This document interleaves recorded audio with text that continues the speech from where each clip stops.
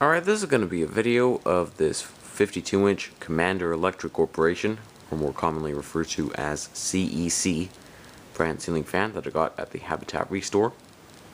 I got it because I volunteer there, and what I do for them is refurbish ceiling fans they receive by donation and make them more sellable than how they originally came in.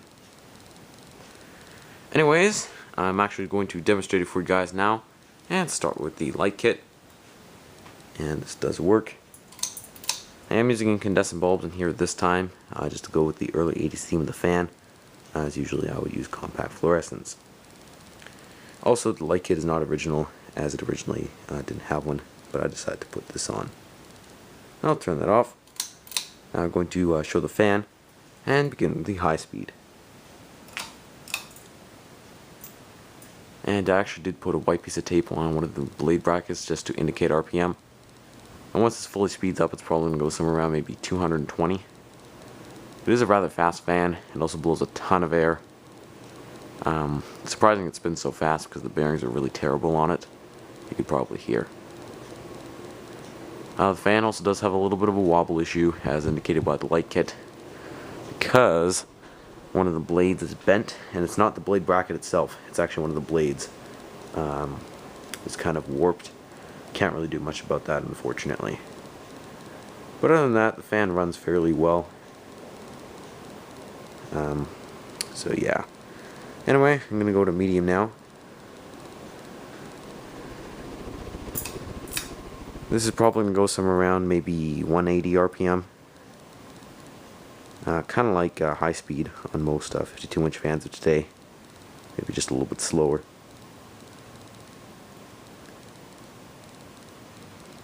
And now for the low speed, which I'll show with the fan and light on running at the same time. So you can see what it looks like when both are on. I really like low on this fan, as it's not too fast and not too slow. Still pushes some air actually, and it's probably going to go around 65 to 70 RPM, in about that range. And I'll turn everything off now. Stop the blades here. And I'm going to talk about some general information on it. The motor housing and mounting system do remind me of some Ritz fans. They're hugger models, so that is pretty similar. However, this is definitely a CEC, as that's what it says on the top tag. Another thing is that this has a quadruple capacitor in the switch housing, not a triple, a quadruple, which is very odd for a 3-speed fan, as you usually find something like that in 4-speed models. Alright, now I'm going to talk about the pros and cons. I really like the very solid build quality on this. Very good construction. All the materials are of really high grade, including the blades, which are real wood. I don't know exactly what kind of wood this is, but it looks almost kind of like a red oak, so it's a very nice shade. They're reversible from plain to cane insert. I generally would not use cane, however this is not the molded crap that you usually find, so this is a little bit more unique and better quality. I also really like the fact that the fan is light kit adaptable. As you can see, I did add one on here. This is just a fairly standard 5 light. You could add pretty much most lights on here.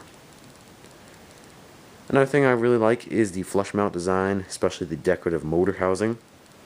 I think that is quite nice. And it has a very huge solid cast iron spinner style motor in there. What I don't like, however, is one of the blades, like I said, is kind of warped. Let's see if I can find it here. I believe it's this one. You can see it's pretty much lost pitch as compared to the other ones. And it's not the blade bracket, like I said, as the blade bracket is actually in perfect alignment. I also don't like the fact that the fan has very loud bearings. Surprisingly, it does not affect performance that much. It's more of a nuisance, as it just makes a lot of noise. Overall, I'd have to give this fan 4.5 out of 5 stars. Very impressed with it. Very good vintage early 80s fan. And if you could find one of these, I would highly recommend getting it, as it's definitely very solid, great fan. Anyway guys, thank you for watching. Hope you enjoyed the video, and there's lots more to come. But before I end this, I'm just going to show you a close-up of the actual mounting plate here, because it's pretty unique how it actually mounts up on the ceiling. So yeah, I don't know if you can see that, but anyway. So I think that just about concludes this.